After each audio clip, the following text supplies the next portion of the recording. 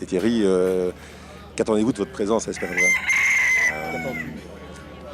Pouvoir avoir l'opportunité de parler avec les gens du caca et surtout du cycle de la vie, parce que jeter son caca dans la flotte c'est bien, mais le caca ça peut vraiment être utile à plein d'autres choses, surtout dans les potagers ou pour faire pousser des légumes, déjà rien que ça. Le caca c'est ça, c'est l'origine de toute chose, hein. Je veux dire, la moisissure, la pourriture, c'est de là-dedans que les premiers petits organismes se développent, et moi je trouve qu'il ne faut pas avoir peur de ça.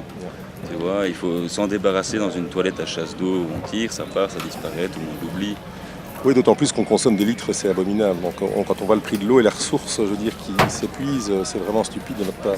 De l'eau potable, si au moins c'était de l'eau non potable, ce serait, mais de l'eau potable, c'est vrai que c'est complètement aberrant finalement. C'est vrai que bon, il y a ce côté-là, mais il y a aussi surtout le côté traitement des eaux usagées par après. Et nettoyer, entre guillemets, les excréments, c'est très difficile. Les centrales d'épuration, ce sont des choses complexes qui coûtent beaucoup d'argent. C'est vrai que ça rentre dans ce cycle de l'eau potable et compagnie. Mais il n'y a pas qu'une question d'économie d'eau, il y a une question de valorisation de ce que c'est que ce que nous produisons par millions de tonnes tous les jours sur la planète. C'est surtout ça aussi. C'est une valeur, ça vaut quelque chose. C'est dommage d'essayer de s'en nettoyer. Ton petit sticker, là, votre caca vaut de l'or. C'est ça.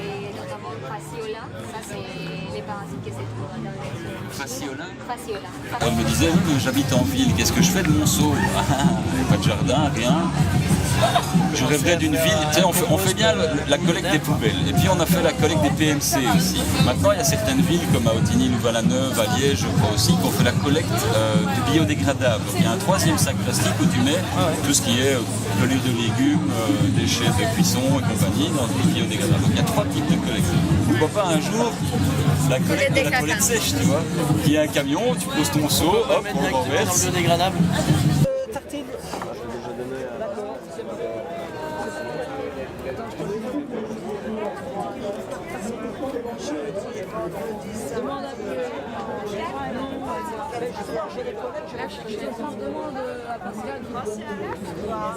Sinon, une autre solution aussi qui est plus économique, c'est d'utiliser des grosses casseroles en émail pour en revendre.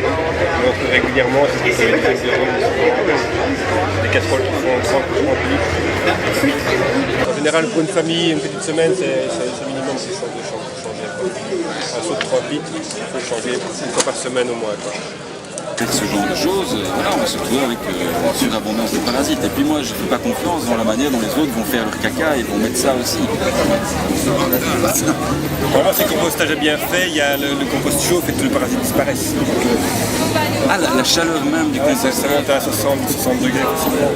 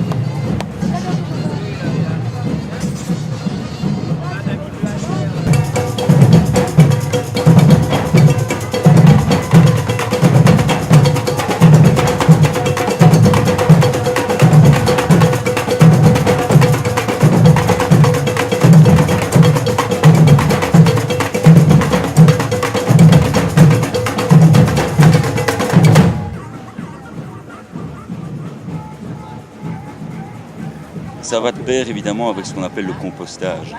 Ah oui. Évidemment, on ne garde pas sa merde dans son armoire. L'idée, c'est de la remettre dans un potager. Ce qui est beaucoup plus facile à faire dans des milieux ruraux que dans la ville, par exemple. Mais pour un compost, je ne sais pas si tu as une idée, mais Il faut quelle surface pour gérer un compost, une toilette sèche? T'as une petite idée de ça ou bien? Si je ne me trompe pas, il faut au moins un compost d'1 mètre carré par personne.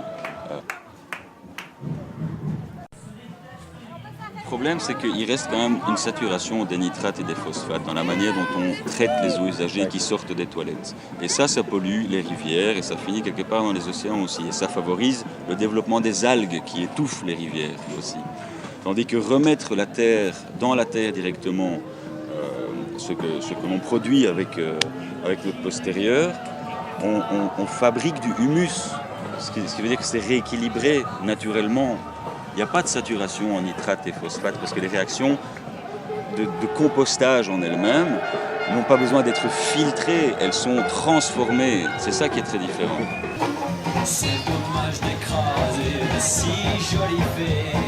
Je n'arrive jamais à les attraper avant de tomber. Avant de tomber. Avant de tomber. De me tomber. Oh oui.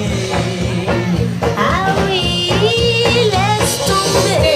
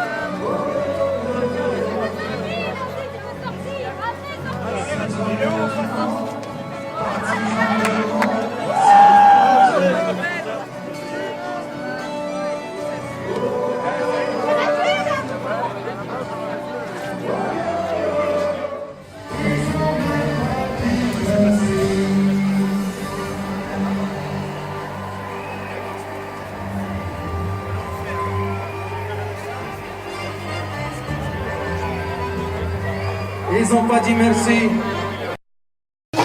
C'est dommage d'écraser de si jolies fées. Je n'arrive jamais à les attraper avant de tomber. Avant de